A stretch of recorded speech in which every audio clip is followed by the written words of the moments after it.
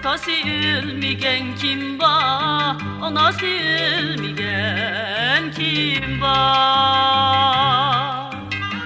Atalının ayrılıp musafir bolmagan kim var? Musafir bolmagan kim var?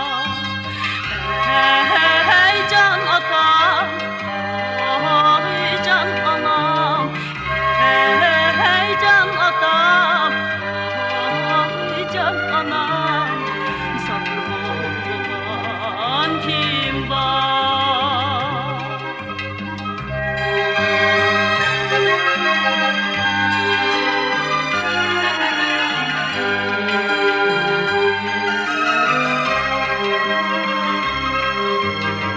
Atam ganimi dep yığılay, anam ganimi dep yığılay.